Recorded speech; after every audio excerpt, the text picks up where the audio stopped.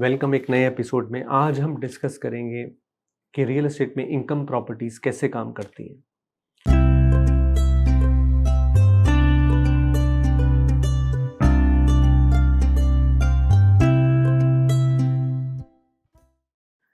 मैंने आज का सेशन ऐसे डिज़ाइन किया है कि एक एग्जांपल के साथ हम पूरा सारे के सारे फिगर्स के साथ समझेंगे कि एक रेंटल रियल एस्टेट प्रॉपर्टी में कहाँ कहाँ पे रेवेन्यू होता है, कहाँ कहाँ पे एक्सपेंसेस होते हैं, मॉर्गेज के इंटरेस्ट रेट, प्रिंसिपल पेमेंट, सारी की सारी फिगर्स को हम बारीकी से एनालिसिस करके उनको अकाउंट करेंगे और फिर अंत में हमें समझ में आ जाएगा कि क्यों रियल एस्टेट की इन्वेस्टमेंट या रियल एस्टेट एसेट बिल्डिंग काम करती है।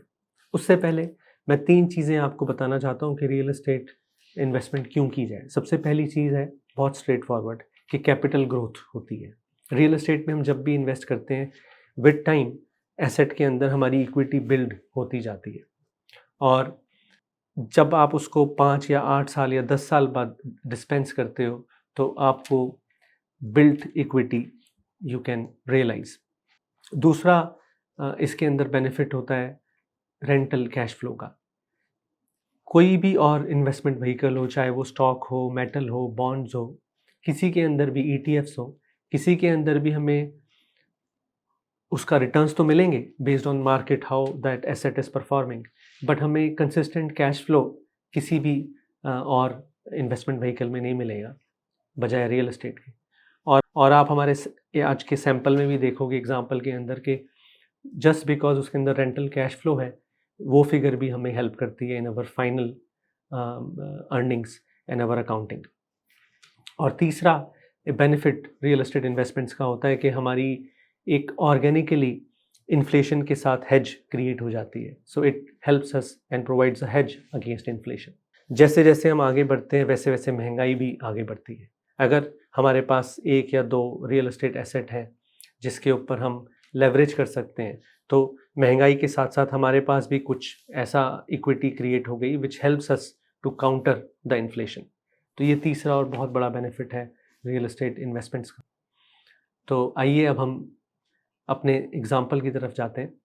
सबसे पहली चीज़ इस एग्जाम्पल में हमने एक अज्यूम किया है कि एक सेमी डिटैच्ड GTA के अंदर हमने लिया जो 4.5 लाख का लिया और वो 2018 में लिया।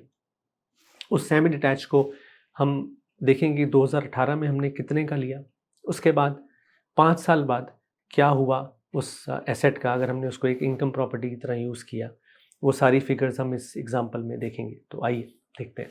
तो सेमी हमने लिया 4.5 लाख का 2018 में। डाउन पेमेंट हमने 20% दी इस सेमी की परचेज के अंदर और वो हमने दी $90,000।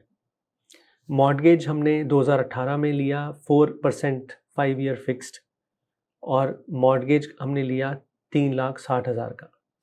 अब हम फास्ट फॉरवर्ड करते हैं 5 साल को और 5 साल बाद रीसेल वैल्यू हम यहाँ पे कंसिडर करते हैं कि 5% का एनुअल एप्रिसिएशन हुआ। GTA के हिसाब से एक कंजर्वेटिव अप्रोच है एप्रिसिएशन की और 5 साल में 5% एनुअल एप्रिसिएशन के बाद हमारा जो रीसेल वैल्यू है हमने यहाँ पे 575 का लिया है। टोटल गेन्स 1,25,000 यानी 575 में से 4.5 अगर आप माइनस करोगे, सब्ट्रैक्ट करोगे तो 1,25 आ जाएगा। रेंटल रेवेन्यू हमने यहाँ पे अज्यूम किया है कि इस सेमी डिटैच को हमने $2,000 पर मंथ पे रेंट किया और 5 साल के लिए हमने क्योंकि रेंट किया तो 1,20,000 रेंटल का रेवेन्यू जनरेट हुआ। इन 5 सालों में बैंक को जब हम EMI देते हैं, मॉर्गेज देते हैं, तो उसके अंदर प्रिंसिपल और इंटरेस्ट कंपोनेंट होता है हर मंथ। इन 5 सालों में प्रिंसिपल जो रीपेमेंट हुआ वो हुआ 46,606 का। जो इंटरेस्ट कॉस्ट हमने दी बैंक को 5 सालों में वो है 67,000। 5 सालों के बाद हमारी मॉर्गेज आउटस्टैंडिंग होती है 293,000 की। अब क्लोजिंग कॉस्ट को भी हम यहाँ पे देखते हैं कि हम 5 साल बाद अगर ये डिसाइड करें कि हमने इस एसेट को डिस्पेंस करना है इस हमारे आज के एग्जांपल में, तो जो क्लोजिंग कॉस्ट हमने यहाँ पे एलोकेट की है वो है $25,000 फॉर मेंटेनेंस। वो हमने $1,500 पर ईयर के लिए किया है और 7,500 हमारा टोटल मेंटेनेंस एलोकेशन आया है 5 सालों का। हाउस टैक्स हमने, प्रॉपर्टी टैक्स को हमने $3500 पर ईयर का अलोकेशन रखा है उसका, और 5 सालों में 17,500 हमारा अलोकेशन आया फॉर प्रॉपर्टी टैक्स। तो अगर आप इन सारी फिगर्स में एप्रिसिएशन में रेंटल रेवेन्यू जोड़ें और प्रिंसिपल जो हमने रीपे किया वो जोड़ें, फिर इंटरेस्ट कॉस्ट को हम उसमें से सब्ट्रैक्ट कर दें, मेंटेनेंस कॉस्ट को भी सब्ट्रैक्ट कर दें, और हाउस टैक्स जो हमने पे किया, प्रॉपर्टी टैक्स, उसको भी हम रिड्यूस कर दें, तो हमारे पास नेट गेन्स जो आते हैं वो है 1,74,606। यानी इस प्रॉपर्टी में अगर हम इसको 5 साल बाद बेचें तो इसके अंदर हमें ये नेट गेन्स होंगे।